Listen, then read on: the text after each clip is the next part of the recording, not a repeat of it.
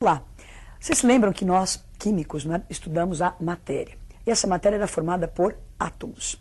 Quando esses átomos se unem, dão origem às várias substâncias. E o nosso tema hoje são essas substâncias. Para facilitar o nosso estudo, nós vamos dividir essas substâncias em dois grandes grupos. Compostos orgânicos, que vão ser vistos no final do curso, e hoje os compostos inorgânicos. Existem 4 funções importantes, que são as que nós vamos observar então nessas 2 aulas que seguem. Então as 4 funções mais importantes são os ácidos, as bases, os sais e os óxidos. Vamos falar um pouquinho de cada um deles, de aplicação dos mais importantes, não é? Só que antes de entrar propriamente em ácido, base, nessas funções, eu preciso ter alguns conceitos prévios, não é? Para depois entender melhor a definição do que é um ácido, do que é uma base. Então nós vamos observar essas telas aí super animadas para entender algumas coisinhas. Temos aí um gerador, uma lâmpada, uns fios e água com açúcar. Esse esquema aí montado é para testar a condutividade elétrica de uma solução. Se você observar, a lâmpada está apagada, né? Então, água com açúcar não conduz a corrente elétrica. Nós vamos chamar essa solução de uma solução não eletrolítica. Já numa segunda situação, você vê lá o mesmo esquema, não é? Só que a gente colocou água com sal agora, e a lâmpada lá acesa, não é? Então, água com sal é uma solução que conduz a corrente elétrica, chamada de solução eletrolítica. Bom, como é que isso acontece? Por que um conduz, o outro não? Quem vai esclarecer isso para a gente foi um cientista chamado Arrhenius, com a sua teoria da dissociação iônica, não é? Para Arrhenius, um meio se torna condutor de corrente quando nele existirem íons livres. Então, no açúcar não conduziu, não deve haver íons. No sal conduz, deve haver íons. Mas para a gente ficar com isso bem claro, não é? Vamos observar a animação que nos dá aquela visão além do alcance. Água com açúcar. Você não consegue enxergar as moléculas, então nós temos um desenho para isso ficar bem claro para você. Você põe o cristalzinho de açúcar no copinho de água, ele dissolve, quebra esse cristal e o que fica liberado na água são moléculas. O açúcar, o sacarose no caso, C12, H22O11, é um composto molecular. Então você não percebe íons no meio, por isso que não conduz a corrente elétrica. Agora, já o sal conduziu. O que aconteceu então com o sal? O que tem ali dentro para conduzir a corrente? Segundo Arrhenius, íons. Vocês se lembram da ligação iônica que nós aprendemos a semana passada, na última aula?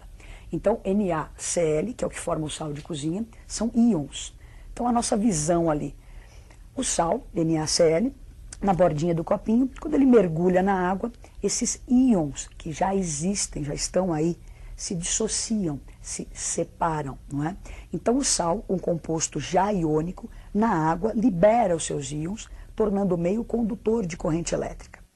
Se você observar, nós tínhamos um aglomerado iônico, né, o NaCl, um sólido cristalino. Quando foi colocado na água, esses íons se separam, se dissociam. Então sai lá o Na+, e o Cl- soltos na água, que tornou o meio condutor. Agora, nós falamos de dissociação, essa separação. Nós vamos falar daqui a pouquinho de ácidos. E esses ácidos, eles são compostos covalentes moleculares. Só que quando eu coloco esses ácidos na água, eles conduzem a corrente elétrica. Essa coisa estranha, você acabou de dizer que quem é covalente molecular não conduz, e ácido em água conduz? Sim. O que acontece com esses ácidos em meio aquoso, de tão diferente do que aconteceu com o açúcar? Se você observar a animação, nós temos então o HCl, um composto covalente molecular, não há íons aí. Quando ele mergulha na água, o cloro, que era aquele elemento bastante eletronegativo, rouba o elétron que está compartilhando com o hidrogênio. Então o cloro se aproveita da sua eletronegatividade e na água rouba esse elétron, ficando com uma carga negativa e o hidrogênio positivo. Se você percebe, no NaCl existiam íons que foram separados. Aqui eles não existiam, eles foram formados em contato com a água. Então é uma ionização, que você observa aí já resumidinho então. HCl em água, então a molécula entrou em contato com a água, formamos íons H+ e Cl-. Você percebeu que para conduzir a corrente precisamos de íons. Os sais são compostos já iônicos e liberaram esses íons na água, sofrendo uma dissociação. Então dissociar é separar. Os ácidos, por sua vez, em água, em contato com a água, formam íons que não existiam. Esse fenômeno se chama ionização. Então, dissociar, separar, ionizar, formar esses íons. Então, Arrhenius define ácidos na sua teoria como substâncias que em água ionizam e liberam o cátion H+. Vamos olhar a tela. Segundo Arrhenius, temos lá um ácido H, aquele índice ali, não é? O A maiúsculo está representando um ânion qualquer. Colocamos na água, ioniza, libera o cátion H+, e o outro ânion. Então você percebe que o Azinho minúsculo ali é o índice do hidrogênio, então entram 1, 2, vão sair 1 ou 2, e é a carga do ânion. O que é importante para a gente é esse cátion H+. Então o que define ácido, o que determina a acidez de um meio é a presença deste íon H+. Então no futuro, quando a gente for estudar pH, medir a acidez de um meio, é este íon que determina a acidez. Nós vamos ver agora alguns exemplos com alguns ácidos das suas ionizações. Então observem a tela. O HCl, em contato com a água, ele ioniza, liberando aí o cátion H+, caracterizando um ácido. Então você vê H+,5 aquoso, e liberando também o íon Cl-. Como o HCl libera só um hidrogênio ionizável, só um cátion H+, ele é um monoácido. Como ele não tem oxigênio na sua estrutura, a gente classifica ele de hidrácido. Na sequência, aparece o ácido H2SO4. Então ele já tem um índice ali, se você olhar no hidrogênio, 2. Então são 2 H+, 2 íons H+ liberados na água. Se você tira o H, o que sobra é o ânion, que é o SO4. Lembra que o índice é a carga desse ânion, então SO4, 2-. Este ácido, esse exemplo, como ele liberou 2 hidrogênios ionizáveis, ele é um diácido. E como ele tem oxigênio na sua estrutura, um oxiácido. Agora nós vamos observar os principais ácidos e algumas aplicações desses ácidos.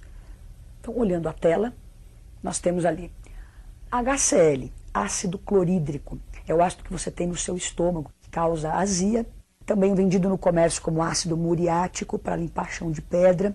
E o H2SO4, ácido sulfúrico, extremamente importante. Um dos principais componentes da chuva ácida, presente na bateria do automóvel.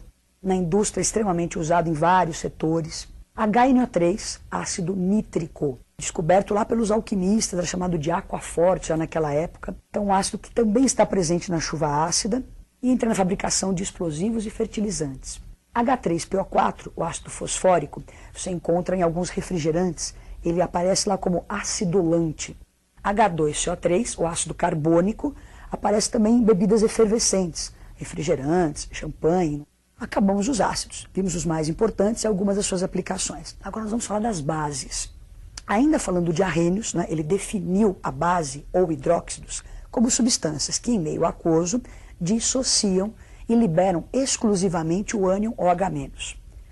Vamos formalizar o que a gente acabou de dizer ali na tela.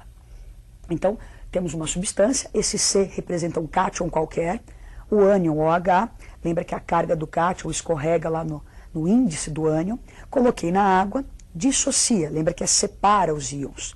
Então nós temos o cátion e o que é importante, este ânion OH, que é a hidroxila. Se uma substância na água dissociar e liberar o OH, segundo Arrhenius, eu posso chamar isso de uma base ou hidróxido. Nós vamos ver alguns exemplos agora de dissociações de bases. 2 exemplos bem importantes. Olha para a tela. Então, NaOH, um composto cristalino, sólido, colocado em água, vai formar o Na+, meio aquoso, então está separando os íons, e libera lá o OH-, a hidroxila. Como esta base liberou só uma hidroxila, ela é classificada de uma monobase. No próximo exemplo, a gente observa o MgOH2, colocado em água, dá o Mg2+, como você tem 2 hidroxilas, se você observar lá 2 OHs, vão sair nadando na água 2 OHs. Como se libera 2 hidroxilas, eu vou classificar essa base como uma dibase. Então, base, substância que na água libera este OH-. Para você dar um nome para as bases, daqui para frente vai ser uma maneira mais simples de se dar o nome. Nós vamos falar primeiro o nome do ânion, depois o nome do cátion. As bases têm sempre como ânion o OH, o hidróxido. Então, para se dar o nome das bases, olha como é que a gente faz. Primeiro se escreve o hidróxido, que seria o nome do ânion, D, e o nome do cátion. É importante que você se lembre, é lógico, da tabela de cátions, que aparece no site, você pode ter na sua casa e tal. Vamos pegar agora as principais bases. Vamos ver como é que elas, quem são e as suas aplicações.